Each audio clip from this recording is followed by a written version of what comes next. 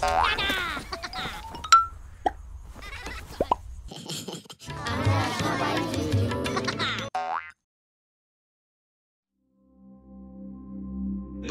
চ্যানেলের যারা সদস্য হয়েছেন এবং জয়েন বাটনের মাধ্যমে অর্থ সাহায্য করে আমাদের পাশে আছেন, তাদেরকে জানাই অসংখ্য ধন্যবাদ। আমাদের আজকের গল্প তিনি তার কলমে ভৌতিক বাটপাড়ি। গল্পটি শুনে দেখুন, কথা দিচ্ছি ভালো লাগবে।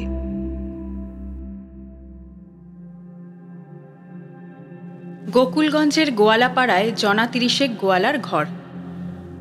পাড়ার মুখেই মস্ত গোয়াল, গরু বাছুর মিলিয়ে সেখানে সংখ্যা গুণে শেষ করা যায় না। সব মিলিয়ে তাদের এক বিরাট একান্নবর্তী পরিবার। যে সময়ের কথা বলছি সে সময় ওই তল্লাটে বামুন, নাপিত, কুমোর, কামার সকলেরই ঘরের কোলের বাচ্চাদের দুধের ভরসার নাম ছিল ওই গোয়ালাপাড়া। আর শুধু ওই বাছারাই বা কেন, বাছার বাবা, মেশো, খুড়ো, পিসি, ঠাকুমা, ঠাকুরদা, রাঙাদিদা, ফুলদাদু, মা, মাসি সকলেরই পাওনা দেনা ওই গোয়াল ঘরটার সঙ্গে ছিল। অন্নপ্রাশনের পায়েস হোক কিংবা বিয়েবাড়ির ভোজের পাতে বড় বড় কড়াপাকের সন্দেশ, মিষ্টি দই হোক বা লুচি ভাজবার গাওয়া ঘি, সবই আসতো ওই পাড়াটা থেকেই। তখন ওই গোয়ালাপাড়ার সে এক বিরাট রমরমা অবস্থা। আশেপাশের গাঁয়েগঞ্জে তো বটেই, এমনকি দূর শহরে পর্যন্ত ছানাটা, ক্ষীরটা, মাখনটা, দুধটা, দইটা সরবরাহ করত তারা। ওই জন্যই গোয়ালাপাড়ার খ্যাতি ছিল বিশ্বজোড়া। অবশ্য শুধু যে ওই জন্যই নাম ছিল পাড়াটার তা কিন্তু নয়, ব্যাপারটা হলো একটু অন্যরকম।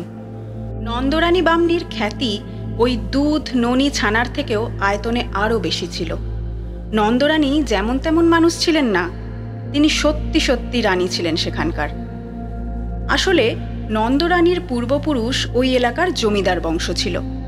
তা তারা এককালে জমিদার থাকলেও নন্দরানীর আমলে জমিদারিত্ব ছিল না। তবে এলাকায় বেশ বড় মানুষ ছিলেন তারা। নন্দরানীর যখন 16 বছর বয়স, তখন পাশের গ্রামের বড় মহাজন মধুসূদন তালুকদারের মেজ ছেলের সঙ্গে তার বিয়ে ঠিক হলো। ফাল্গুন মাসের মাঝামাঝি নন্দরানীর বাপ শহর থেকে কারিগর ডেকে বাড়িতে ভিয়েন বসালেন। শহরের স্বর্ণকারের হাতে তৈরি গা ভরা গয়না গড়িয়ে দিলেন মেয়েকে, আর জামাইকে দিলেন হীরের বোতাম। হীরের বোতাম, এই জনশ্রুতিটা যখন চাউর হয়ে গেল তখনই ঘটল কেলেঙ্কারি। সে সময় এসব জায়গায় ডাকাতের উৎপাত ছিল খুব বেশি। শিবে ডাকাত, রামু ডাকাত, কালু ডাকাত, সে কত রকমের ডাকাতের ডামাডোল ছিল তখন। তাদের আবার ডাকাতি করার এক এক রকম পদ্ধতিও ছিল। তারা সবাই রেওয়াজি ডাকাত, ওই রেওয়াজি দানাপুরি খাসির মতো অনেকটা। তারা হাড়ে রেড়ে করে রাত দুপুরে অনাগতের মতো দুমদাম এসে গৃহস্থের সদরে কড়া নাড়ত না মোটেই। তারা রীতিমতো আগে থেকে চিঠি পাঠিয়ে বা বলা ভালো নেমন্তন্ন করে ডাকাতি করতে আসতো। তাহলেই বুঝুন তাদের বুকের পাটাটা কেমন ছিল। দারোগা টারোগা, হাবিলদার টাবিলদারদের তারা ট্যাঁকে গুজে রাখত, অনেকটা নস্যির কৌটোর মতো। এমনিতেও ভারতবর্ষ জুড়ে তখন সাহেবী শাসন চলছে। বিদেশ থেকে এসে তারা স্বদেশীদের হটিয়ে এই দেশটাকে লন্ডন করে তোলা না পর্যন্ত শ্বাস নিতে পারছেন না শান্তিতে। এই সময় গাঁয়েগঞ্জে আটশেওড়ার ঝোপে ঝাড়ে, পরিত্যক্ত পোড়ো মন্দির বা পুরনো কোনো শ্মশান ঘাটিতে কোথায় কোন ডাকাত দল ঘাঁটি গেড়ে বসে আছে, কবে তারা কোন গৃহস্থের বাড়ি গিয়ে তাদের 14 পুরুষ উদ্ধার করবে, এইসব ব্যাপারে আমল দেবার আগ্রহ বা অনুগ্রহ কোনোটাই ছিল না তখন লাট সাহেবদের। যাই হোক, যাদের কপালে দুর্যোগ ঘটত তারা তাদের মতো ব্যাপারটা বুঝে নেওয়ার চেষ্টা করত। এমনই একটা ঘটনা ঘটল গোকুলগঞ্জে।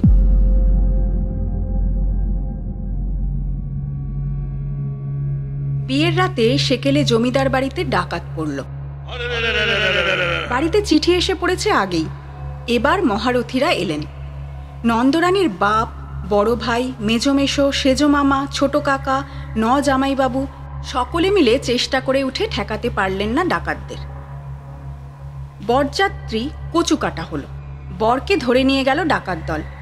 আর কি করবে, বিয়েবাড়িতে গাওয়া ঘিয়ে ভাজা লুচির গন্ধ বাতাসে শুঁকতে শুঁকতে আর নহবতে বাজা 7 সুরো সানাই দরজায় এসে হারে রে রে বলে উঠেছে তারা সবাই।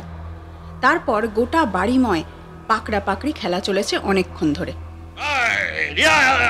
কিন্তু শেষমেশ তারা আসল কিছুই ধরতে পারল না, ওই নন্দরানী বিয়ে না করতে পারা ক্ষীরের পুতুলের মতো দেখতে বরটাকে ছাড়া। সেই জিনিসটি বগলদাবা করে সর্দার ডাকাত বললে, চল একেই নিয়ে চল, আজকে একেই মায়ের কাছে বলি দিয়ে দেব। কালু ডাকাতের এই কথা শুনে হেসে উঠল সব চেলারা। বাবা গো, আমায় বলি দেবে বলছে,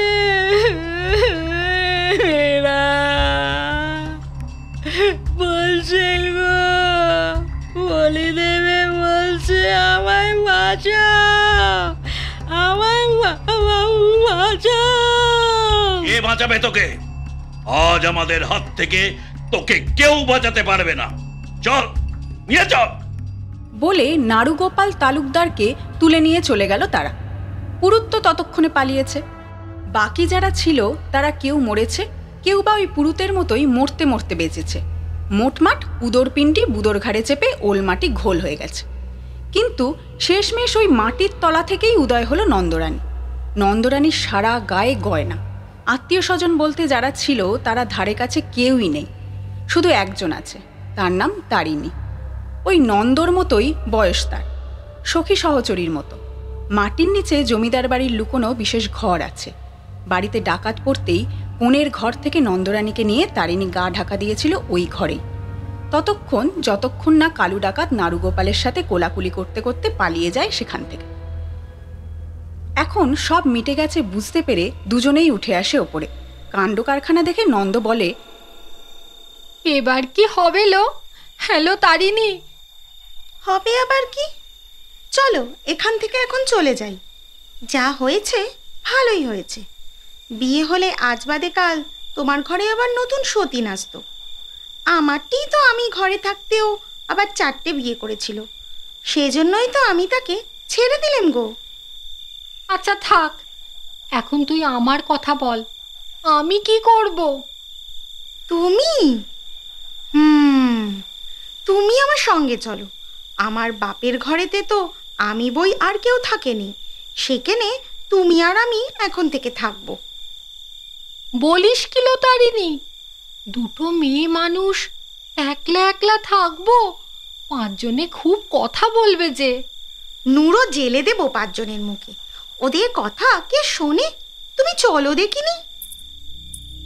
লালচেলি আর আলতা পেরে শাড়ি পরা শালং করা নন্দরানীকে নিয়ে জমিদার বাড়ির খিড়কি দিয়ে চিরকালের মতো বাড়ি ছেড়ে বেরিয়ে এলো তারিণী। তারপর পায়ে পায়ে রাত ভোর হতে এসে জুটল গোয়ালাপাড়ায় তার নিজের ঘরে। সকাল হতে গুজব রটে গেল। এ ওকে সে তাকে ডেকে বলে, আরে শুনছ, কাল রাতে জমিদার বাড়িতে ডাকাত পড়েছিল গো। বাবা, সে কি খুনোখুনি কাণ্ড! আমি তো শুনছি নাকি বরকেই ধরে নিয়ে গেছে ডাকাতে। ও, তা বউটির কি হলো? আহা, সে কি আর আছে, তাকেও মেরে গেছে বোধহয়। ঠিক তখনই এক মুখরা গোয়ালিনী মেয়ে এসে বলল, দূর মরেছে না আরো কিছু, শোকে পাথর হয়ে সব মরে যাচ্ছে। যাও দেখে এসো গে তারিণী গোয়ালিনীর দাওয়ায় কি হচ্ছে। কি হচ্ছে?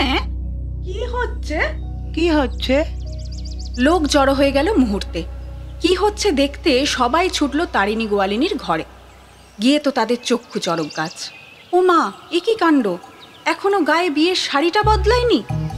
মুখে মাথায় এত মাটি মাখলো কি করে? সেটা বড় কথা নয়, বড় কথা হলো জমিদার বাড়ির ছোট মেয়ে নন্দরানী, যার বিয়ে ছিল কাল রাতে, সে এখন পা ছড়িয়ে তারিণী গোয়ালিনীর দাওয়ায় বসে চিতি কাঁকড়ার ঝাল মেখে কড় করে বাসি ভাত খাচ্ছে। সবার মনে প্রশ্ন, কারো কারো মুখে ছিছিৎকার, কিন্তু তাদের মুখের চেয়েও বড় মুখ তারিণী গোয়ালিনীর। সবার মাঝখানে গাছ কোমর করে দাঁড়ালো, তারপর বলল, বলি তোমাদের এত নাক নাড়া কিসের শুনি? হ্যাঁ, খিদে পেলে মানুষ খাবে না? কাল সারাটা দিন সারাটা রাত একটা দানা পেটে কিছু পড়েনি, মানুষের বুঝি কষ্ট হয় না না খেয়ে থাকলে? তা বলে তার স্বামীর শোক হবে না একটু? হ্যালো তারিণী, এ কেমন কথা? দূর দূর, স্বামী নিকুচি করেছে। স্বামী সে আবার কোনো জিনিস নাকি? নন্দ দিদির ভাগ্য ভালো যে গেরো পড়তে পড়তেও পড়েনি। স্বামী তো একটা আমারও ছিল। সে যে কাজ করেছে তা কি স্বামীর কাজ? আমার মুখ খুলিও নি, মানে মানে কেটে পড়ো দেখিনি। আমারও 3 কোলে কেউ নেই, নন্দ দিদিরও নেই। আমরা দুটিতে একসঙ্গে থাকবো। আমাদের কাউকে দরকারই নেই, কারো কথা শুনতেও চাইনি। বিদে হও। হাঁটুর বয়সী মেয়েটার এমন দুর্ব্যবহার দেখে শুনে পাড়ার সব খুড়ি জেঠিরা কানে আঙুল দিয়ে চলে গেল। তারপর জানা গেল আসল কথা, নন্দরানী লগ্নভ্রষ্টা হয়েছে। আর এখন তারিণীর পাল্লায় পড়ে বাউনের মেয়ে হয়ে এসে জুটেছে গোয়ালার ঘরে। কিন্তু কেউ কিছু করতে পারল না। আবার কিছু করতে না পারলেও তাদের পেটের ভাত হজম হবে না। তাই একটা ব্যবস্থা হলো শেষ অবধি। সমাজপতিরা বিধান দিলেন, মেয়েটা যখন লগ্নভ্রষ্টাই হয়েছে তখন ওকে এক ঘরে করে দাও। করা হলো তাই।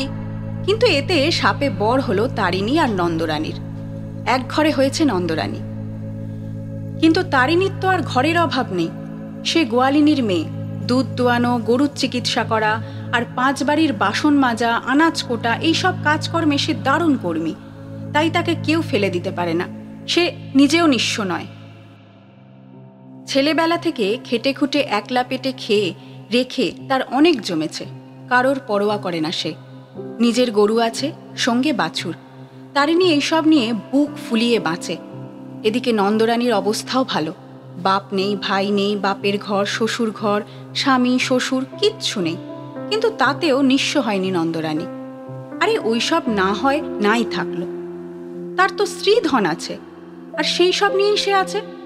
তারিণী খেটে আনে, নন্দরানী ভাত রাঁধে, কলমি শাক ভাজে। পূর্ণিমার কোটালে জলের ধারে ভেসে ওঠা চিতি কাঁকড়া ধরে আনে তারিণী। সেই কাঁকড়ার তেঁতুলের টক রাঁধে নন্দরানী। রেঁধে বেড়ে খেয়ে খাইয়ে 2 সখী বেশ আছে। তাদেরও কেউ বোঝে না, তারাও কাউকে চেনে না। কি মনে হচ্ছে সেই যুগে এমন নারীবাদী সত্তার কথা শুধুই কি গল্প? আরে না না, যা বলছি সব সত্যি মশাই। ব্যক্তিত্ব জিনিসটাই অমন। যার থাকে তার থাকে, আর যার থাকে না যাক সে কথা। এদিকে নন্দরানীরা তারা তো বেশ আছে, কিন্তু হঠাৎ করেই মন্দ থাকতে শুরু হলো গোটা পাড়া। পাড়া থেকে শুরু করে গ্রাম, গ্রামের পর আর এক গ্রাম, এই করতে করতে গোটা অঞ্চল জুড়ে দুর্ভিক্ষ শুরু হলো। গ্রীষ্মকালের মাটি ফেটে যাচ্ছে, তবু এক ফোঁটা বৃষ্টি হয় না। মাঠের ফসল মাঠেই শুকিয়ে যায়। গোয়াল ঘরের গরু বাছুরের পর্যন্ত 2 আঁটি সবুজ ঘাস জোটে না। এমন সময় সব ঘরেই অভাবে হাঁড়ি চড়ে না, উনুন জ্বলে না রোজ। কোলের বাছারা দুধ খেতে পায় না, অসুখে পড়ে তারা। সব মিলিয়ে খুব খারাপ পরিস্থিতি। কিন্তু তারিণীদের ঘরে 2 বেলা উনুন জ্বলে, সেই ধোঁয়া আকাশে ওড়ে, ভাতের গন্ধ বাতাসে ছড়ায়। বোঝা যায় তারা ভালো আছে। কিন্তু বাকিরা তো ভালো নেই। অনাহারে থাকতে থাকতে অসুখে পড়ে সবাই। ছেলে বুড়ো কোনো ভেদ নেই। একটা ছোঁয়াচে জ্বর সকলেরই হচ্ছে ঘুরে ফিরে। দুর্ভিক্ষের বাজারে এমনিতেই সবাই ভিখারি হয়ে গেছে। এর মধ্যে বৈদ্য, কবিরাজ, ওষুধপথ্যির ব্যবস্থা কি করে হবে? 2 বেলা 2 মুঠো ভাতই জোটে না, এমনই টাকা কড়ির আকাল। 2টো ভাতই জোটে না, তার আবার অসুখের বালাই। মানুষগুলো বড়ই বিপাকে পড়েছিল তখন। তার উপর গোদের উপর বিষ ফোড়া হয় নন্দরানী আর তারিণীর নির্ঝঞ্ঝাট ঘরকন্যা। তা দেখে তাদের গাত্রদহন শুরু হয়েছে। নিজেদের মধ্যে তারা নানান রকম কথাবার্তা বলা বলি করে। কিন্তু শেষটায় কথা থামিয়ে তাদেরই কাঁদুনি গাইতে গাইতে এসে পড়তে হলো ওই তারিণী গোয়ালিনীর ঘরে, নন্দরানী বামনির কাছে। নন্দরানী তখন সবে 2টি ভাত টক দই দিয়ে মেখে খেয়ে জ্যৈষ্ঠ মাসের দুপুরে দাওয়ায় আঁচল পেতে শুয়ে ঘুমোচ্ছিল। এমন সময় ডাকাডাকি শুনে বিরক্ত হয়ে উঠে বসে সে বলল, বলি তোমাদের কি কোনো আক্কেল নেই? হ্যাঁ, ভর দুপুরে লোকের ঘরে গিয়ে এমন কেউ করে? মহিলা মহলে সাড়া উঠল। আর না করেই বা আমাদের উপায় কি বলো? আমাদের বংশগুলো সব নির্বংশ হতে বসেছে। তাছাড়া অসুখে অনাহারে বাছারা বিছানা নিয়েছে। বড় বিপদ আমাদের, তাই বাধ্য হয়ে এমন সময় বিরক্ত করতে এসেছি। ও, তা আমি তার কি করতে পারি? বিপদ হয়েছে তোমাদের, আমার তো কিছু করার নেই। আর কেই বা কি করবে? যা করবে তা তো তুমিই করবে গো।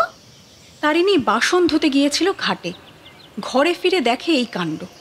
সরু গলায় চেঁচিয়ে বলে ওঠে, কি কি করতে পারে? তোমরা কি করেছো হ্যাঁ আমাদের জন্য, যে নন্দ দিদি তোমাদের জন্য করতে যাবে? নন্দ ধমকে বলে, আহ, চুপ কর তারিণী, বলো কি বলতে এসেছো? বলছিলাম যে মানে আমাদের যদি কাটা কাটা করে টাকা ধার দিতে, মানে তোমার তো অনেক আছে। বটে, আমার অনেক আছে। হ্যাঁ আছে, তাতে তোমাদের কি? আর থাকলেই বা আমি তোমাদের দিতে যাব কেন? হ্যাঁ, দাও না গো, ছেলে মেয়েগুলোকে মোটে খেতে পারছে না। এইবার সকলে মিলে মহা কান্নাকাটি শুরু করে দেয়। তাদের বক্তব্য, নন্দরানীর দেওয়া ধারের টাকাগুলো পেয়ে তারা পেট ভরে খেয়ে বাঁচবে, অসুস্থ কোলের খোকার কবিরাজি চিকিৎসা করাবে। গোয়ালের গরু মরতে বসেছে, ঘরে ভাত হলে তারাও ফ্যান খেয়ে বাঁচবে। তাদের ঘটি বাটি যা ছিল সবই তো বেচে দিয়েছে। এখন জম ছাড়া তাদের আর কারোর সঙ্গে কোনো দেনা পাওনা নেই। নন্দরানী সদয় হলো, বলল, বুঝলুম। তা তোমাদের যে আমি টাকা দেব, আবার ধার, তা তোমরা সে টাকা শুধবে কি করে? তোমাদের তো কিছুই নেই, তোমরাই বলছো। এই অসময়টা কেটে যাক, সময় ফিরুক আমাদের, যেমন করে পারি সুদে আসলে সব টাকা শোধ দেবো তোমায়। শুধু আপদকালে একটু সাহায্য করো। নন্দরানী মনে মনে একটা মতলব ভেজে নেয়। তারপর, আচ্ছা, এখানে থাকো, আমি আসছি বলে অনেকটা সম্রাজ্ঞীর মতো উঠে ঘরের ভিতরে যায়। খানিকক্ষণ পর বেরিয়ে আসে।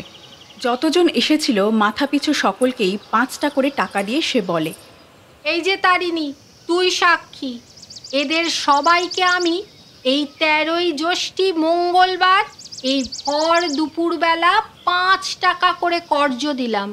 সময় দিলুম 1 বছর।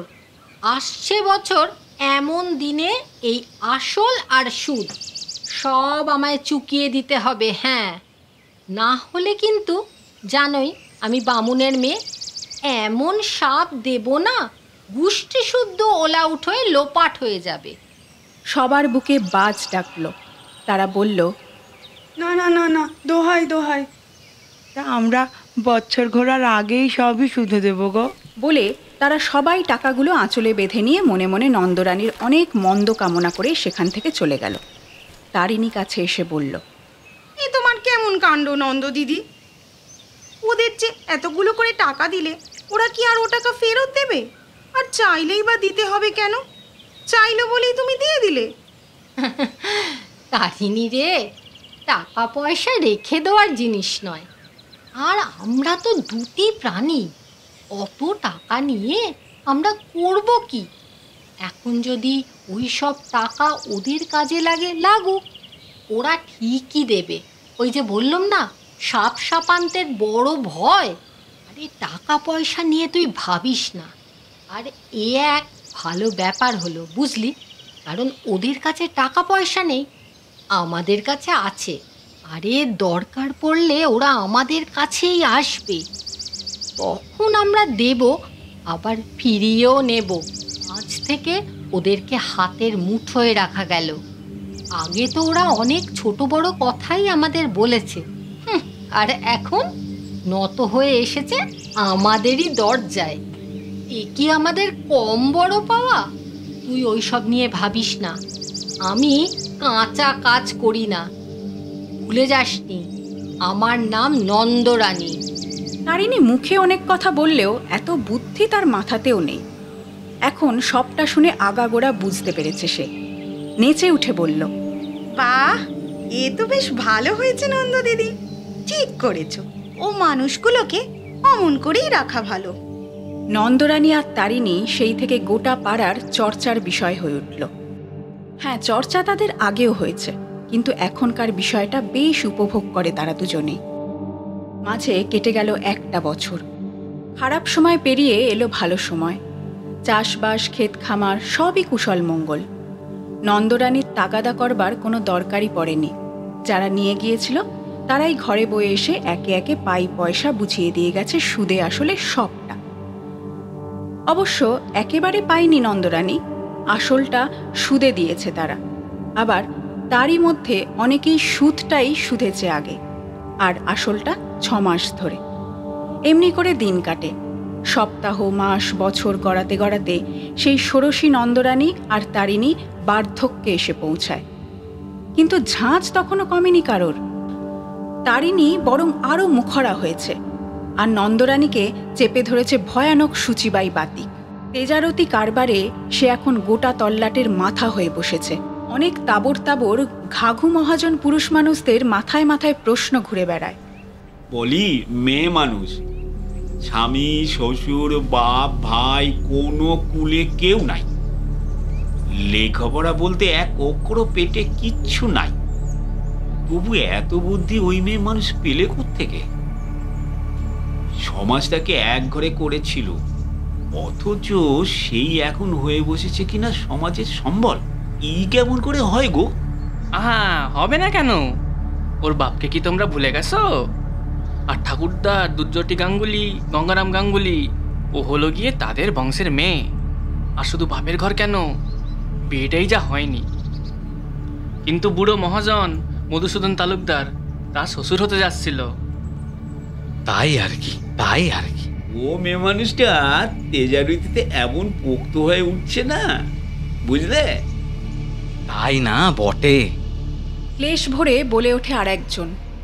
তা যে যাই বলুক, কারোর কথা কোনোদিন নন্দরানীরা পা দিয়ে ছুঁয়েও দেখেনি। বয়স হলো প্রায় 60, কিন্তু চোখের দৃষ্টি এখনো তীক্ষ্ণ। হ্যারিকেনের আলোয় বসে লোকের দিয়ে যাওয়া সিকি আধুলিগুলো পর্যন্ত ঠিক গুনে গুনে দেখে তুলে রাখে নন্দরানী তার তোরঙ্গে।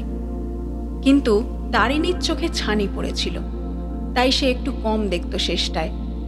আর সেই জন্যই অঘটনটা ঘটেছিল বোধহয়। নন্দরানীর কাছ থেকে টাকা নিয়ে এলাকার অনেকেই অনেক কিছু করেছে জীবনে, কিন্তু তাই বলে যে তারা সবাই নন্দরানীকে ভালোবাসত তেমন কিন্তু নয়। তাই অঘটনটা যে অঘটনই ছিল, কারোর অভিসন্ধি নয়, এই কথাটা ঠিক জোর দিয়ে বলা যায় না। তা যাই হোক, মোটমাট যা হয়েছিল তা হলো এই রকম। সেই দিন শনিবার, রাত পোহালে দশহারা। সবেমাত্র 2 ঘর দেনাদার এসে পুরনো বকেয়া ফেরত দিয়ে আবার একপ্রস্থ করে নতুন কিস্তিতে কর্য করে নিয়ে গেছে। লেখাজোখা কিছুই নেই, শুধু নন্দরানীর মাথাটাই যথেষ্ট। কবে 1.5 বছর আগে জনৈক ভুলোর বাপের পিলের ব্যথার মালিশ কেনার জন্য ভুলোর ছোট ভাই নেলো এসে 4 আনা পয়সা নিয়ে গিয়েছিল। তার মধ্যে সে 10 পয়সা দিয়েছে, কিন্তু বাকি এখনো 15 পয়সা দেয়নি। নন্দরানী ঘরের দাওয়ায় বসে তুলসীর মালা জপছিল। বয়স তো হচ্ছে একটু, গুরুর নাম নেওয়া দরকার। সে গুরুর নামই নিচ্ছে। এমন সময় মাথা নিচু করে সেখান দিয়ে তাড়াতাড়ি পালিয়ে চলে যাচ্ছে নেলো। তারিণী তখন বাড়িতে নেই, দোকানে গেছে রেড়ির তেল কিনে আনবে বলে। নন্দরানী চেঁচিয়ে উঠল, বলি, কে যায়? নেলো নাকি? বাঁচ খাই তিরিক্ষি গলাটা শুনে নেলো ঘাবড়ে গিয়ে বলেই ফেলল, না না, আমি যাইনি। নন্দরানী গলার স্বরে চিনতে পারল। যদিও সে আগেও ঠাওর করেছিল, তবে এইবার সে আরও যেন বেশি করে জানতে পারল। উঠে পড়ে বলল, বটে, দরকারে যখন আসবি তখন আমিও বলবো। আমি নন্দরানী বামনি নই, তার যমজ বোন, বুঝলি? আগে রসিকতাটা ধরতে পারল না কেবল চন্দ্র নেলো। নেলো বলল, ওই কথাটা কি হলো? হলো তোর মাথা আর আমার মুন্ডু। দে দে, আমার 15 পয়সা দে বলছি, দে বলছি। নেলো যাচ্ছিল শ্বশুর বাড়ি। এইবার ট্যাঁকে থাকা আধুলিগুলো নাড়াচাড়া করতে লাগলো আর মনে মনে ভাবতে লাগলো, দূর হ, কেন যে মরতে পারার পথে এলুম, এ বুড়ি দেখি সর্বক্ষণ ওত পেতেই বসে আছে। সে কথা কে না জানে। তা ঠিক নেলেও জানত, কিন্তু কাল রাতে বেমক্কা বৃষ্টি হয়ে পাশের পাড়াটা পুরো ডুবিয়ে দিয়ে গেছে। নতুন সাধের ধুতিটা শ্বশুরবাড়ি যাওয়ার আগেই যদি কাদার গর্ভে চলে যায়, এই ভয়ে বিপদের ঝুঁকি নিয়েও নেলোটা ওই পাড়ায় ঢুকেছিল। ভেবেছিল সন্ধে হয়ে গেছে, বিপদ বোধহয় হবে না। কিন্তু যাই হোক, এই তো সব ঠিক হয়েছে। পয়সা থাকে তবু দেবে না, এমন স্বভাব। আসবি আবার পরে। যদি আমি আবার টাকা দিয়েছি তবে আমার নামে আমি একটা। নেলো আর দাঁড়িয়ে বক্তৃতা শোনে না। ভেবেছিল জিবে গজা কিনে নিয়ে যাবে, কিন্তু তা হলো না। জিলিপি কিনতে হবে এবার, তাই একটু তাড়াতাড়ি পা চালালো।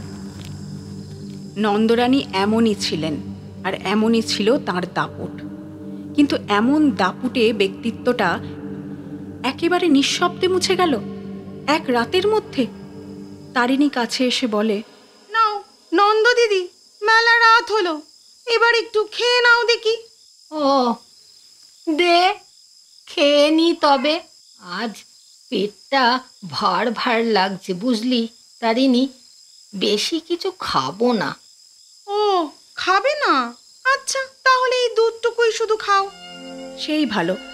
নন্দরানী চুকচুক করে এক নিঃশ্বাসে পাথরের বাটি খালি করে ধবলি গায়ের ঘন দুধ চুমুক দিয়ে খেয়ে নিল। এদিকে দুধের হাঁড়ির তলায় থাকা সরপড়া দুধ খানিকটা পাথরের বাটিতে ঢেলে তাতে চিঁড়ে ফেলে পাটালি মেখে তারিণীও খেয়ে নিল গপগপিয়ে। তারপর যে কি হলো কেউ জানে না। পরদিন সকাল, বেলা, দুপুর কোনো সাড়া শব্দ নেই। পাড়ার সবাই ছুটে এলো। দরজা ভাঙা হলো তারিণীর ঘরের। দুজন মানুষ মরে কাঠ, গাল গলা নীল হয়ে গেছে। বিষক্রিয়ায় মরেছে তারা, কিন্তু বিষ এলো কোথা থেকে? পাড়ারই এক বউ মালতী ধরে আনলো জিনিসটা, দেখালো সবাইকে। সবাই দেখলো দুধ জাল দেওয়ার তিজেল হাঁড়িটার পেটে খানিকটা সরপড়া দুধ শুকিয়ে আছে, আর তারই মধ্যে লেপ্টে পড়ে আছে জিনিসটা, একখানা মস্ত চ্যাপটা মুখো টিকটিকি। কেউ কেউ বলল, ওটাই পড়েছিল দুধে, আর দুজনে জানতে না পেরে বিষ দুধটাই খেয়ে মরেছে। হ্যাঁ হ্যাঁ, তাই হবে। সারা দিন ঘরে লোকের যাওয়া আসা, কোন ফাঁকে কি হয়েছে কে তা বলতে পারে। মালতী বড় চাপা গলায় বলে কথাটা। তার 10 টাকা কর্জ আছে, 2 বছর হলো। কাল সন্ধেবেলা বউকে সুদের পয়সা দিয়ে পাঠিয়েছিল লোচন। বাকিটা শ্রোতারা নিজ গুণে বুঝে নেবেন। তারপরেই কেউ কেউ কুমিরের কান্না কেঁদেছিল, কেউ কেউ বলেছিল পাপের ফল। দুজন মেয়ে মানুষ একসঙ্গে সকলের উপর ছড়ি ঘুরিয়েছে চিরকাল। মরণকালে কারোর আর গলায় এক ফোঁটা জল পাওয়া হলো না। যাগ্গে যাগ্গে, মরেই যখন গেছে তখন চলো একটা গতির ব্যবস্থা করতে হবে তো। পাড়ার সবাই সেই ব্যবস্থাই করেছিল শেষ অবধি। যদিও দুটো প্রাণ একসঙ্গে কি করে বেরিয়ে গেল সেই বিষয়ে আলোচনাটা ততটা কিন্তু হলো না যতটা হওয়ার কথা। নন্দরানী আর তারিণীর ভূভারতে কেউ ছিল না, তাই তাদের জন্য বুক ফাটা কান্না কাঁদলেও না কেউ। ব্যাপারটা মিটে গেল এইভাবেই। সবার মনে দোলা, সবাই ছুকছুক করছে, কিন্তু চক্ষু লজ্জার খাতিরে বলতে পারছে না কিছু। বলা তো যায় না মুখ ফুটে কথাটা, বললে পরে কে কি ভাবে। বিষয়টা তখন এমনই হলো যে সবার কাছে সবাই চোর, সবাই খেতে চায়, কিন্তু রাঁধবার কথা বলছে না কেউ। দিন ফুরলো, রাত হলো। গোয়ালাপাড়ায় নিশুতি রাত। একটা ঘরের দরজা আস্তে আস্তে খুলে গেল। সেই ঘর থেকে বেরিয়ে এলো 2 কপত কপতি। ষড়যন্ত্র সব আগে থেকেই করা আছে। ফিসফিস করেও কথা বলছে না কেউ। পা টিপে টিপে বেড়ালের মতো জ্যোৎস্নার আলো দেখতে দেখতে সন্ধে নাগাদ বন্ধ করে দিয়ে যাওয়া দরজাটার সামনে। দরজায় শিকল তোলা, তালা কেউ দেয়নি। ঘর দুয়ার তো কারোর আর বাপের নয় যে আগ বাড়িয়ে তালা দিয়ে চাবি নিয়ে চলে যাবে। তাই সার্বজনীন সম্মতিতে শিকলটাই দেওয়া হয়েছে, যাতে করে ঘরে কুকুর বিড়াল না ঢুকতে পারে। কিন্তু এবার ঢুকলো। লোহার শিকলটা আস্তে আস্তে করে নামিয়ে দিল পুরুষটি। ধীরে ধীরে দরজাটা পিছনে ঠেলতে লাগলো। একটুও শব্দ হওয়ার জো নেই। আস্তে আস্তে কাজ করতে হবে। দরজাটা খুলে গেল। এবার দুজন মিলে ঘরে এলো চুপি চুপি। তারপর আবার দরজাটা বন্ধ করে দিল। নাও গিন্নি, এবার মোমবাতিটা জ্বালাও দেখি। বাবা, ঘর তো নয়, যেন অন্ধকূপ, কিচ্ছু দেখতে পাচ্ছি না। এই তো এই জ্বালাচ্ছি বলে একটা বাতি জ্বালালো গিন্নি। বাতিটা হাতে নিয়ে গিন্নির কর্তা বলল, আমি দেখছি, তুমি আমার পিছন পিছন এসো। ঘরটা এমন কিছু বড় ছিল না, কিন্তু এত জিনিস ঘরের ভিতর যে সময় লাগলো অনেক। বাক্স, প্যাঁটরা, তরঙ্গ, পোঁটলা পুঁটলি কি নেই। আর সবচেয়ে বড় কথা, সবগুলো ফাঁকা।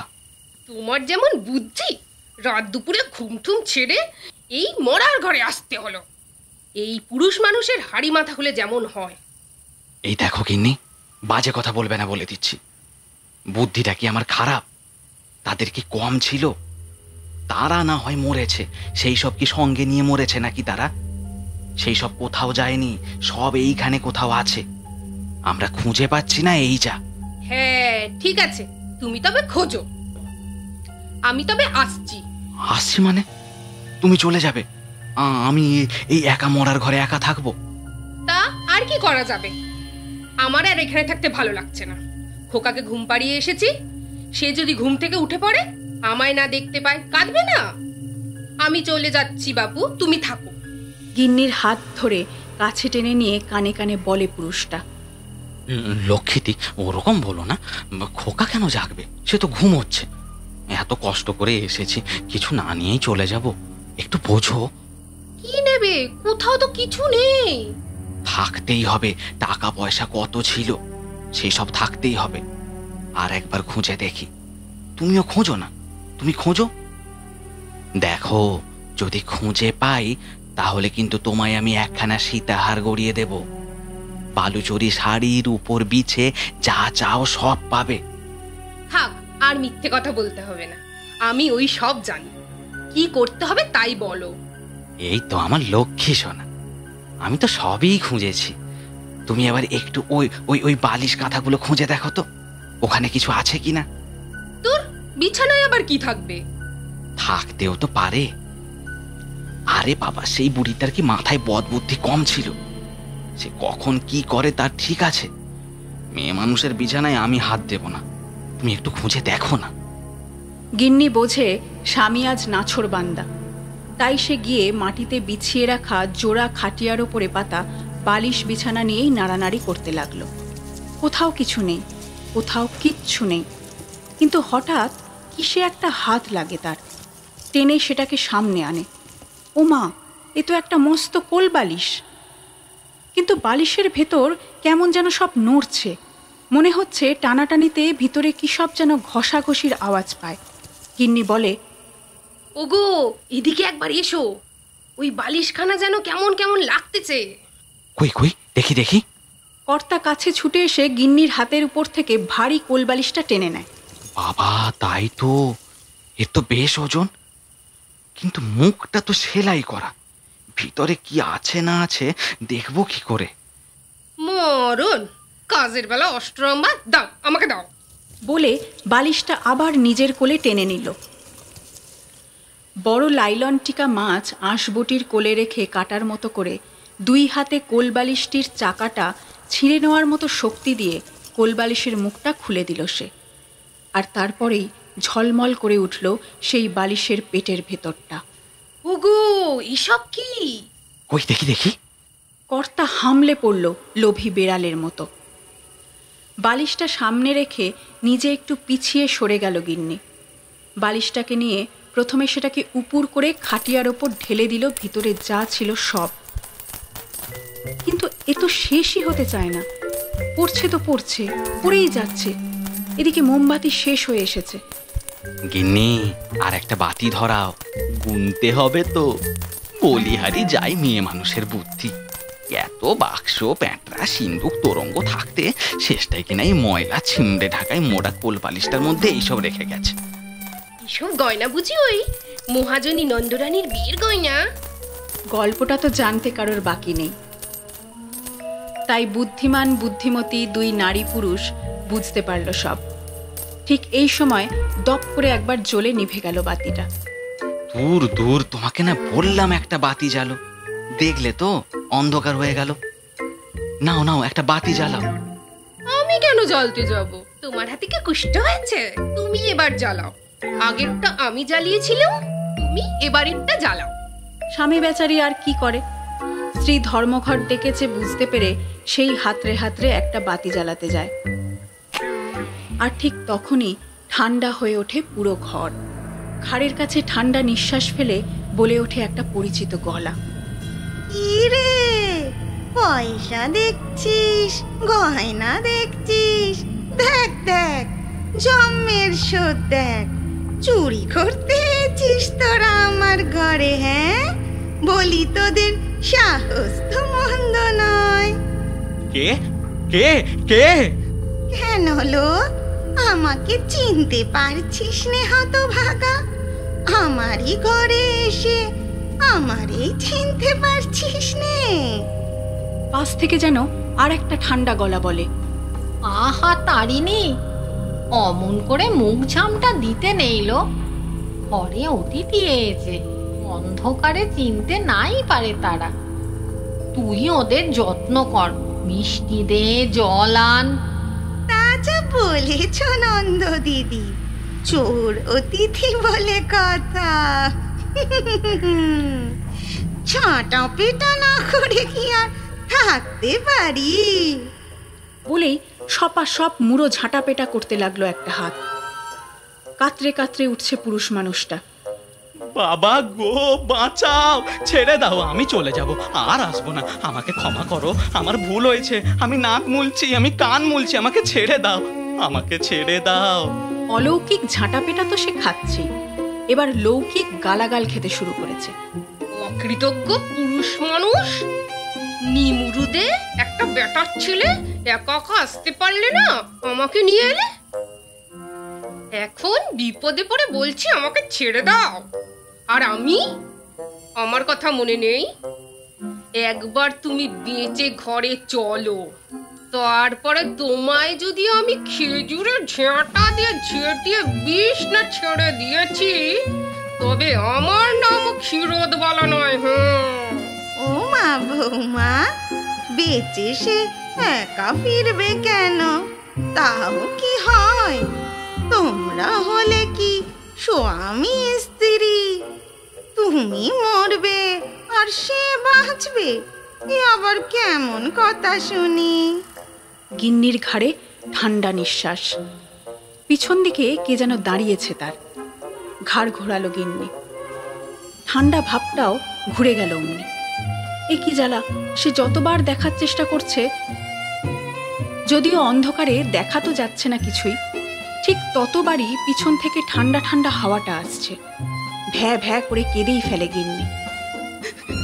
কেঁদো না বৌমা, যখন চুরি করতে এছিলে তখন তো বেশ হেসে হেসে এছিলে, আর এখন যখন মরতে বসেছ তখন কি আর কাঁদলে চলে? আমরা দুটিতে কাল রাতে কত ছটফট করেছি, কিন্তু থাক সে কথা। এসো এসো। ওরে তারিণী, এবার থাম থাম। নন্দরানীর কথায় ঝাঁটা থামালো তারিণী। ততক্ষণে প্রায় আধমরা হয়ে গেছে ঘরে চুরি করতে আসা হেঁসোরাম গোয়ালা আর তার গিন্নি ক্ষীরোদবালা। কোঁকাতে শুরু করলো ক্ষীরোদবালা। একজোড়া ঠান্ডা হাত তার মাথায় হাত বোলাচ্ছে, গলায় কাতুকুতু দিচ্ছে, তার গালে আদর করছে।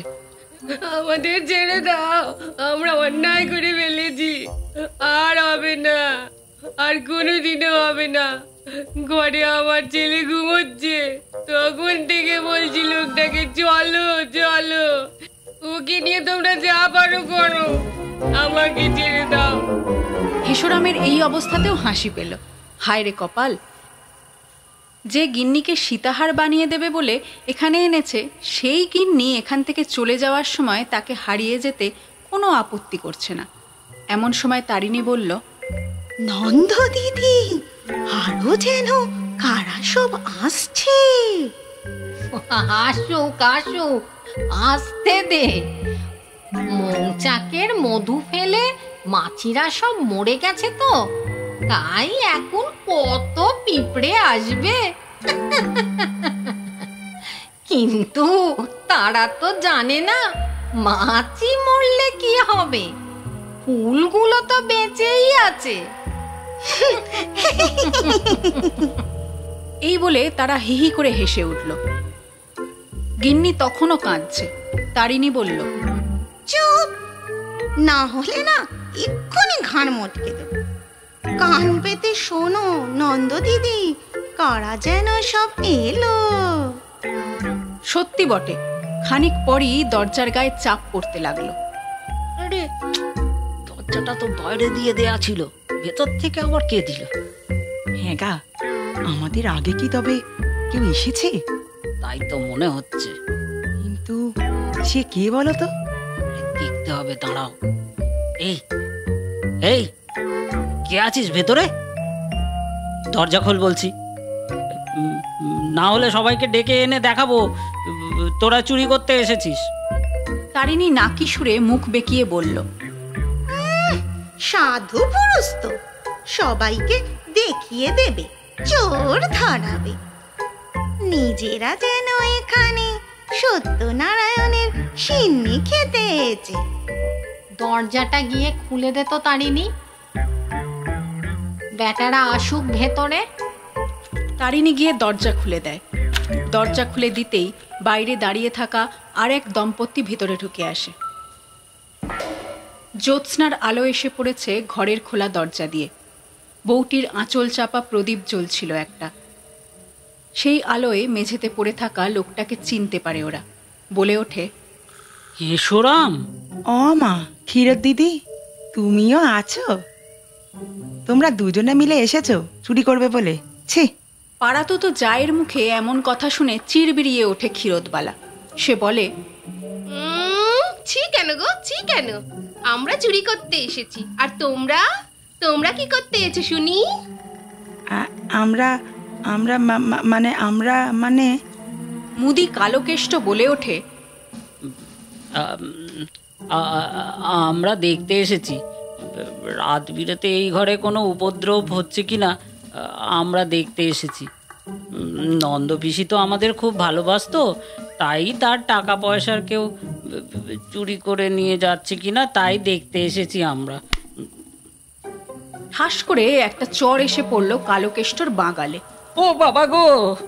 তারপর তিরিক্ষি গলায় কথা এলো অন্ধকারে। নন্দরানী বলল, চুরি হচ্ছে কিনা দেখতে না? আচ্ছা, তোর বউয়ের কাপড়ের কোঁচায় বড় থলিটা গুটিয়ে এনেছিস কেন রে হতভাগা?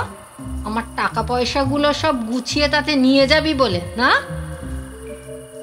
হ্যাঁ, কে কে? ভেবলে গিয়ে বলে ওঠে কালোকেষ্ট। আবার একটা সপাটে চর এসে পড়ল কালোকেষ্টর ডান গালে। বাবা গো! তোর বাবা হতে যাবে কোন দুঃখে? হে কি তোর বাপের ঘর? এ ঘর যার, যার পয়সা ঝাড়তেছিস সেই থাবড়া মেরেছে। বলে ওঠে তারিণী। তারপর সে এক কাণ্ড শুরু হয়। দুই জোড়া মেয়ে পুরুষকে একেবারে নাস্তানাবুদ করে ছাড়ল নন্দরানী আর তারিণী মিলে। তারা বাঁচবার পথ পায় না। ছেড়ে দেমা কেঁদে বাঁচি অবস্থা।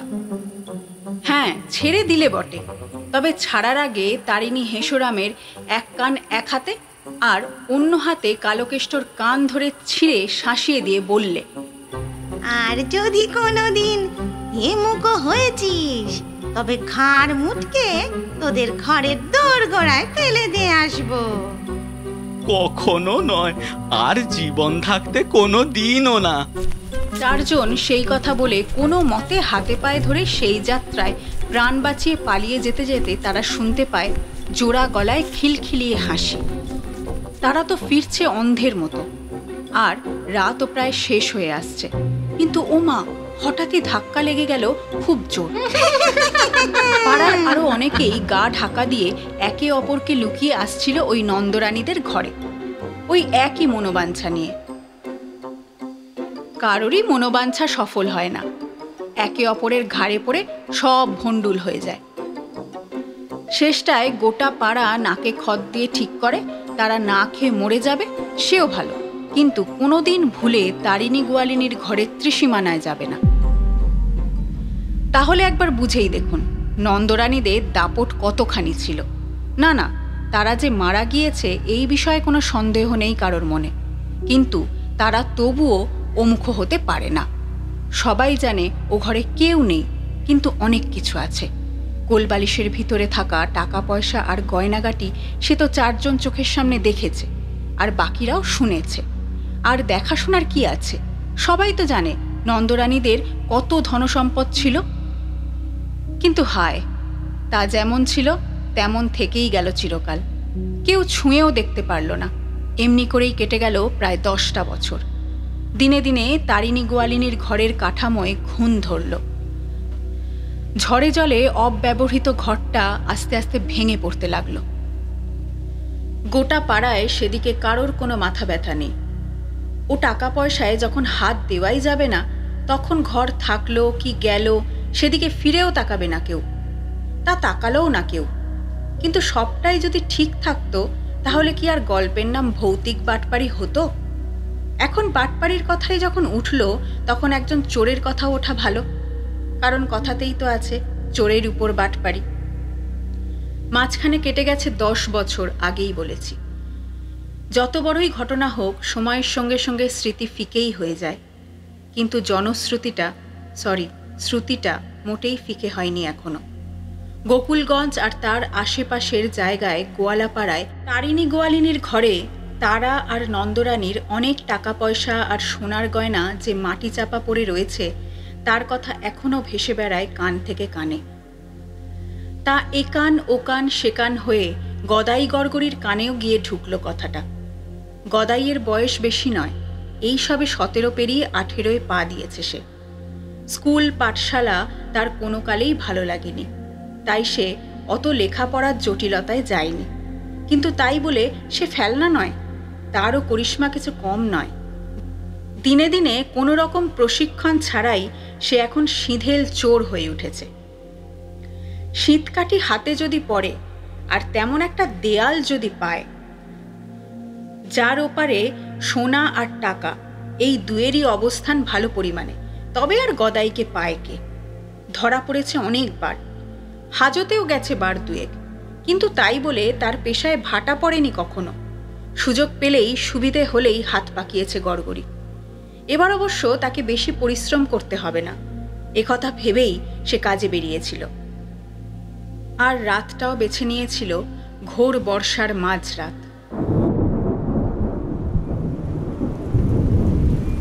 সবাই দরজায় এঁটে নিশ্চিন্তে ঘুমোচ্ছে। গোয়ালঘরের গরুগুলো পর্যন্ত ঘুমিয়ে ঘুমিয়ে জাপ কাটছে। এমন রাতে ব্যাঙের ডাক অবধি কানে আসে না। আজ ঠায় 3 দিন এক নাগারে বৃষ্টি হচ্ছে। গাছের পাতায় জল পড়ার শব্দ মিশে যাচ্ছে বৃষ্টির ঝমঝম আওয়াজের মধ্যে। গদাই সাবধানে জল বাঁচিয়ে কোনো মতে 2.5 পা দিয়ে দিয়ে রাস্তা পেরিয়ে চলতে লাগলো। সঙ্গে আলো নেই, আকাশও অন্ধকার, কিন্তু তাতে গদাইয়ের বিশেষ অসুবিধে হয় না। অন্ধকারে এদের চোখ জ্বলে। আর মশাই, সেই জন্যই তো এরা চোর। যাই হোক, তা গদাই তো এসে পৌঁছলো। কিন্তু ও মা, এ কি কথা, ঘর নাকি ভেঙে চুরে গেছে?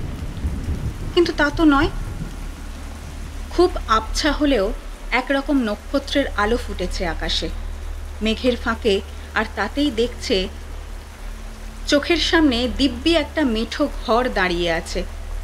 এই তো দিব্যি দরজা রয়েছে। তবে গদাই একটু ভ্যাবাচ্যাকা খেয়ে গেল। না না, দেওয়ালে শীত কাটা, সে তো তার হাত যশ। চুটকিতেই সে এক্ষুনি দেওয়াল ফাঁক করে দিতে পারে। কিন্তু ভাঙা দেওয়াল ডিঙিয়ে ঘরে ঢুকবে ভেবে এসেছিল তো, তাই আর কি। যাকগে, গদাই দমল না। সবে কাজে হাত দিতে যাবে, ট্যাঙ্ক থেকে শীত কাঠিটা বার করেছে সবে। অমনি কি হলো, বন্ধ দরজাটা সরসর করে হাট হয়ে খুলে গেল। ভিতর থেকে কে যেন বলে উঠল, কে রে? নাতি বাবু এলি? আয় বাবা, ঘরে আয়। আমি তো আর বিছানা ছেড়ে উঠতে পারিনি। কতদিন পর শহর থেকে এলি, তোর মুখটা একবার দেখি, কাছে আয়। বুড়ি মানুষের গলা, নাতিবাবুকে ডাকছে। গদাই কি করবে? সে তো আর নাতি নয়। কিন্তু খোলা দরজা পেয়েও সে চলে যাবে, ঘরে ঢুকবে না? আরে দূর, ঢুকবে তো বটেই, ঢোকার জন্যই তো এসেছে। এ তো বরং আরও ভালো। গদাই শীতকাঠিটা আবারও ট্যাকে গুজে নিয়ে পায়ে পায়ে চৌকাঠ পেরিয়ে ঘরে এলো। ঘরের ভিতরে অন্ধকার। সে ঘরে ঢুকতেই আবার কথা এলো, দূরে কেন বাচ্চা, সরে আয়। এই যে আমার বিছানার কাছে আয়। দেখ না, তেল ফুরিয়ে গেছে তো, তাই আর লণ্ঠনটা জ্বালা হয়নি। নাত বউ সেই বাপের বাড়ি গেছে, এখনো এলো না। তুই না আনলে পোয়াতি মানুষটা একা আসবে কি করে? এদিকে আমি বিছানায় পড়ে আছি, বাতের ব্যথায় পঙ্গু হয়ে। যাগে, তুই এসেছিস, ভালোই হয়েছে। ও বেলা ঝি রেঁধে বেড়ে রেখে গেছে। তুই তো চিঠি দিয়েছিলি আজকে আসবি বলে, তাই আমি তাকে দিয়ে রাঁধিয়ে রেখেছিলুম। আয় বাবা আয়, খেতে বসবি আয়। গদাই কি বলবে কিছু বুঝেই পেল না। সে যে তিমিরে সে তিমিরেই দাঁড়িয়ে রইল। গলাটা আবার বলল, কি হলো নাতি বাবু? ও মা, খাবি না? তোর জন্য মাছের পেটি, মাংসের চর্বি, ডাঁটা চচ্চড়ি আর লাল দই আনিয়ে রেখেছি যে, খেয়ে নে সব, না হলে নষ্ট হয়ে যাবে না। কি রে, খাবি তো নাকি? গদাই রাতে বেরোনোর আগে মুটকেদার তেলে ভাজার দোকানে না বিক্রি হওয়া শুটকো আর বেগুনের চপ দিয়ে এক ঠোঙা মুড়ি সাবার করে দিয়ে এসেছে। কিন্তু এইসব খাবারের নামধাম শুনে সে একবার শুরুত করে জিভের জল টেনে নিল। বুড়িটা আবার বলল, অন্ধ ঘরে কি করে খাবি? লণ্ঠনেও তেল নেই। তেল অবশ্য খাটিয়ার তলায় কৌটোয় রাখা আছে। তুই একটু ঢেলে নিয়ে আলোটা জ্বালা না। না না না মানে আলো জ্বালাবি নে? নে, তবে কি অন্ধকারে বসে খাবি? গদাই সংক্ষেপে কথা বলছে, পাছে গলার স্বর ধরা পড়ে যায়। অন্ধকারে বুড়িটা তাকে দেখতে পাচ্ছে না, এইটুকুই ভরসা। না হলে সে যে তার নাতি নয়, এই যে ধুরন্ধর চোর গদাই গড়গড়ি, সে কথা জানতে পারলে বাতের ব্যথা ট্যাথা ভুলে খিল নিয়ে তাড়া করতে উঠত তাকে। বুড়ি বলল, তবে আসনটা পেতে বস, খেয়ে নে। আর খেতে খেতে আমার কটা কথা শোন বাবা। শুনছিস তো নাকি? আচ্ছা শোন বলছি। দেখ বাবা, তুই কাল বরং একবার শ্বশুর বাড়ি চলে যা, বউকে নিয়ে আয়।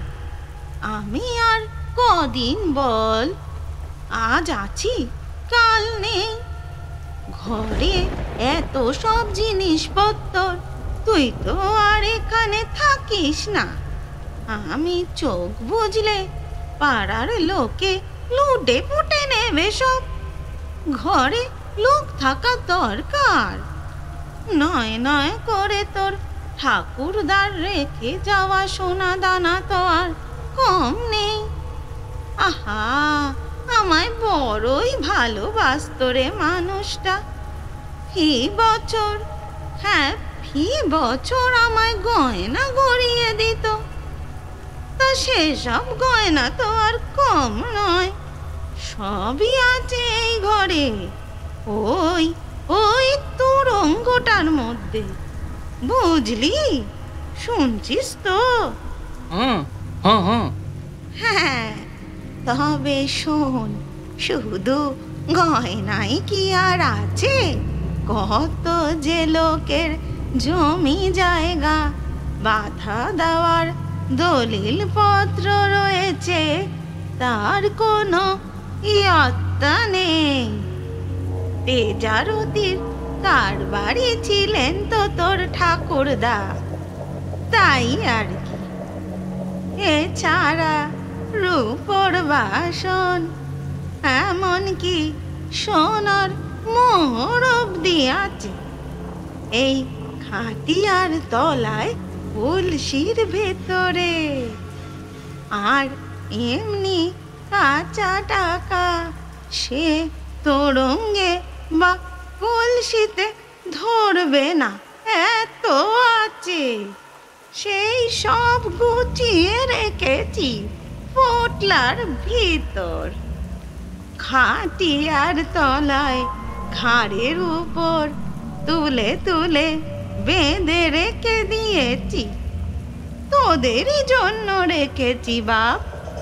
তাই তো চিন্তা করি পরের ঘাড়ে না চলে যায় ওই সব। চোর ছাচ্চরের তো আর অভাব নেই সংসারে। এই শেষের কথাটা শুনে বিষম খেল গদাই। ব্যস্ত হয়ে উঠলেন ঠাকুরমা, বললেন, সাত সাত সাত, জল খা জল খা, দেখো দেখি আস্তে আস্তে খাবি তো। গদাই গোগ্রাসে খাচ্ছে, ঠাকুমা গলায় যত্ন ফুটিয়ে বক্তৃতা দিয়ে যাচ্ছেন। এর ফাঁকে ঘরের কোন একটা কোণ থেকে কে যেন ফ্যাক ফ্যাক করে হেসে উঠল। ঠাকুমা বললে, চুপ করবি। ধমক শুনেই থেমে গেল হাসিটা, কাশিও থেমে গেল গদায়ের। সে বলল, কে কে? কেউ নয় বাছা, কেউ নয়। রাতের বেলা কোথায় পোকামাকড় ডাকছে, ও কিছু নয়।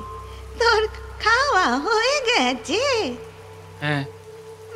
বেশ বেশ, যা দাওয়ায় জল আছে, হাত মুখ ধুয়ে আয়। গদাই হাত মুখ ধুয়ে এলো। গলাটা বলল, এছিস, আয় আয় আয়, আমার কাছে আয় আয়। তোকে তো সব কথা বলেছি, আমার পরানটা ঠান্ডা হয়েছে। এবার একটু ঘুমোবো, কিন্তু আমার যে কপাল, বাতের ব্যথার চোটে ঘুম টুম সব উড়ে গেছে। তোকে একটা কথা বলবো ভাই। কিছু নয়, বেশি কিছু নয়। আমার পা দুটো একটু টিপে দিবি ভাই, বড্ড কামড়াচ্ছে। ওই ঝিকে বলেছি মালিশটা কিনে আনতে, সে আজ আনি কাল আনি করে দেরি করেছে আনতে। বউটা ঘরে আসুক, তারপর ওকে বিদে করে দেব।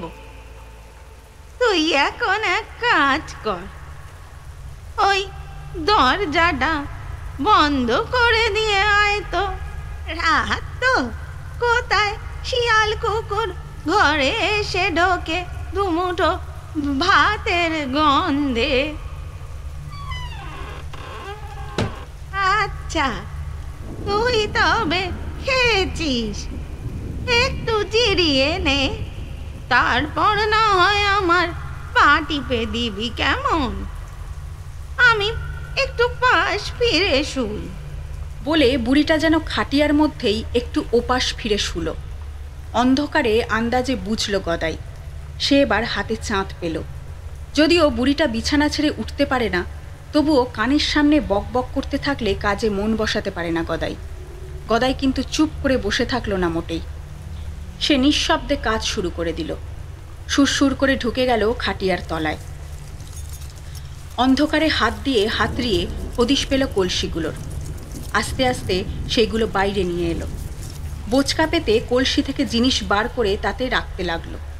সব শুদ্ধ ঢালবার উপায় নেই। মোহর আছে ঝনঝন করে শব্দ হয়ে তীরে এসে তরি ডুবিয়ে দেবে, তাই সাবধানে কাজ করছে গদাই। একটা বোচকা বাঁধা হয়ে গেছে। এবার অন্য বোচকাটায় রূপোর বাসনগুলো সাবধানে ভরে নিল। তোরঙ্গটা ঘাড়ে করে নিয়ে যাবে, আর টাকা পয়সার পোটলা তো বুড়ি বেঁধেই রেখেছে। শুধু চাগিয়ে নিয়ে যাওয়াটাই বাকি। কাজ মোটামুটি হয়েই গেল, এবার খালি চলে গেলেই হয়। এমন সময়, কি রে, জিরানো হলো তোর? এবার আমার পা দুটো একটু টিপে দে ভাই, আর যে সইতে পারিনি। বুড়িটা কথা বলল আবার। সে কি ঘুমিয়ে পড়েছিল নাকি চুপ করে শুয়ে পড়েছিল বুঝতে পারল না। যাকগে, সে বলল, দেব। আয় খাটিয়ায় উঠে আয় দেখিনি, মশারিটা তুলে ভিতরে উঠে আয়। ক্যাঁচ ক্যাঁচ করে উঠল খাটিয়ার পায়াগুলো। বুড়িটা বলল, এই তো, আহা, আমার পা দুটো একটু ভালো করে টিপে দে তো ভাই। গদাই পা টিপতে গেল। আন্দাজে বুড়ির পা লক্ষ্য করে হাত বাড়ালো। একটা পাতলা কাঁথা গায়ে দিয়ে আছে বুড়িটা, তার ভিতর তার দুটো পা। গদাই কাঁথাটা সরিয়ে দিল। তারপর দুহাতে দুটো পা ভালো করে টিপতে লাগলো। চেপে চেপে টিপতে লাগলো। বেশ খানিকটা টিপেছে। এমন সময় বুড়ি বলে, আহা, করো কি করো কি, ওই দিকে নয়, আমার পা তো এই দিকে। গদাইয়ের বুকের ভেতর যেন কুলা ব্যাং ডিগবাজি খেতে লাগলো। এদিকে আয়, এদিকে এদিকে আমার পা। কিরকম কিরকম হলো? আমি তো পা টিপছি, এদিকেই তো পা, তবে কি হলো? শুনতে পেলি নে? এদিকে আয়, বড় ব্যথা করছে পা দুটো, টিপে দে। ধমকে ওঠে বুড়িটা। গদাই কেমন ছেলে মানুষের মতো খাটিয়ার উপরেই বুড়ি আছে ভেবে উল্টো দিকে গিয়ে বসে। হিসেব মতো এদিকে বুড়ির মাথা থাকার কথা। দে, এবার টিপে দে। একটু নড়ে চড়ে বসে গদাই, হাত বাড়ায়। আবার সেই পাতলা কাঁথাটা হাতে ঠেকে তার। আবার এক জোড়া পা। ওরে বাবা গো! বুড়ি ততক্ষণে হাসতে শুরু করেছে। কি হলো? হ্যাঁ, কি হলো লো? আবার বাবাকে ডাকা কেন? তুই কি ভালো করে টিপে দিবি আমার পাগুলো? বলছি। কিন্তু গদাই কি টিপবে? কার পা টিপবে সে? এ কি মানুষ? একটা মানুষের কি দুদিকে একজোড়া করে পা হয়? হ্যাঁ, ভ্যাঁ করে কেঁদে ফেলে গদাই। বুড়ি তাকে ধমকে বলে, যেন 6 মাসের খোকা, কাঁদতে লেগেছে। পাটে টেপ বলছি। আমার ব্যথা যদি না কমে, তবে আজ তোর ঘাড় মুটকে দেব। আমায় ছেড়ে দাও, আমায় ছেড়ে দাও ঠাকুমা। আমার বড্ড ভুল হয়ে গেছে, আর আমি এই ভুল করবো না কোনোদিন। আমায় ছেড়ে দাও। কি ছাড়ো বললে তো হবে না বাচ্চা। তুমি যখন আমার ঘরে চুরি করতে এসো, তখন তোমায় কি আমি ছাড়তে পারি? কখনো শুনেছ কোনো গৃহস্থ বাড়িতে চুরি করতে আসা ধরা পড়ে যাওয়া চোরকে কেউ ছেড়ে দিয়েছে? তোমার এত বড় সাহস হয় কি করে লো, যে তারিণী গোয়ালিনীর ঘরে নন্দরানী বামনির টাকা সোনা চুরি করতে আসো? আমি এসব জানতাম না। আমি শুধু শুনেছিলাম এখানে গুপ্তধন আছে, তাই এসেছিলাম। আমায় ছেড়ে দাও, আমার ঘরে বউ আছে। আমি মরে গেলে সে বিধবা হয়ে যাবে, তখন কি হবে? বটে, তা বউয়ের ওপর এতই যখন দরদ, বাচ্চা তখন রাতের বেলা চুরি না করে দিনের বেলা জন্মজুরি খেটেও তো খেতে পারো। হ্যাঁ হ্যাঁ, তাই খাবো, তাই খাবো। আমি আমি আমি কাল থেকেই তাই করব। এই এই নাক মুলছি, এই কান মুলছি। আমি আমি তোমায় কথা দিচ্ছি ঠাকুমা, আমি কাল থেকেই মাঠে যাব। এই আমার সিদেল কাজী দিব্যি দিব্যি দিব্যি। বেশ, কাঠিটা তবে আমায় দিয়ে যাও। আর শোন, কথার যদি খেলাপ হয় না, মুন্ডটাও শরীর থেকে ফিলাপ হয়ে যাবে। তখন বউ বিধবা হলো কি সদবা থাকলো আমি দেখতে যাব না। হ্যাঁ, আর ইনির এক কথা, আজ তোকে ছেড়ে দিচ্ছি ওই বউটার কথা ভেবে, কিন্তু কাল ছাড়বো না। এখন যা যা যা পালায়, আর যেতে যেতে গোটা পাড়াকে জাগিয়ে বলে যাবি কোনো বেটা যেন কোনো চালাকি করতে যায় না কোনো দিন। আমরা এখনো আছি আর পরেও থাকবো। আমাদের জিনিস হাফিজ করার ক্ষমতা এখনো কারোর হয়নি, বুঝলি? যা যা, দূর হ যা। যাচ্ছি যাচ্ছি, আমি যাচ্ছি, আমি চলে যাচ্ছি। এই বলে গদাই এক লাফে খাটিয়া থেকে নেমে দরজাটা টান মেরে খুলে বাইরের দাওয়া ডিঙিয়ে সোজা জলের উপর গিয়ে পড়ল। এদিকে খিলখিলিয়ে হেসে উঠল তারিণী নন্দ। হাসলো আর হাসতে হাসতে বলল, বেচারা, জানতে পারিনি কোথায় খাপ খুলতে এসেছে। আচ্ছা বলেছ নন্দ দিদি। রাত কেটে সকাল হয়। গদাই গড়গড়ির কথা শুনে কপালে ভাঁজ পড়ে সকলের, মুখে হাসি ফোটে না কারো। বাবা গো, এমনও হয়? গদাই চোরকে কে না চেনে?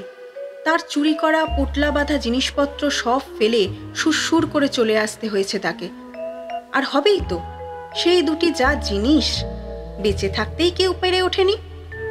আর মরে গিয়েও সোনা দানা টাকা কড়ি সব আগলে বসে আছে যক্ষী বুড়ি হয়ে, তাও তাদেরই পাড়ায়। ভাবলেও ভয় করে। গদাই অবশেষে শুধরে গিয়েছিল, কারণ নিজের মুন্ডুর প্রতি মমতা কার না থাকে। গদাই গড়গড়িরও ছিল, তাই সে মজুর খাটা শুরু করলো। হতে পারে সে বড় চোর, কিন্তু তার চেয়েও বড় বাটপার আছে। ওই রাতটার কথা সে জীবন থাকতে ভুলতে পারবে না। সে তো জাতা কথা নয়, কাণ্ডটা হলো গিয়ে ভৌতিক বাটপারি। গল্পটি আপনাদের কেমন লাগলো তা কমেন্টের মাধ্যমে অবশ্যই জানাবেন। আর চ্যানেলটিকে ভালো লাগলে লাইক, শেয়ার আর সাবস্ক্রাইব করে আমাদের পাশে থাকবেন। আমাদের নোটিফিকেশান সঙ্গে সঙ্গে পাওয়ার জন্য সাবস্ক্রাইব বাটনের পাশে থাকা বেল আইকনটিতে প্রেস করে রাখুন। আরেকটি কথা, আপনারা আপনাদের লেখা গল্পগুলি অডিও স্টোরি রূপে শুনতে চাইলে আমাদের চ্যানেলের মেল আইডিতে পাঠাতে পারেন। নির্বাচিত গল্পগুলি আমরা অডিও স্টোরি রূপে তুলে ধরব। আমাদের ডেসক্রিপশন বক্সে মেল আইডি পেয়ে যাবেন। আজ তবে এই পর্যন্ত। ভালো থাকবেন, সুস্থ থাকবেন। শুভরাত্রি।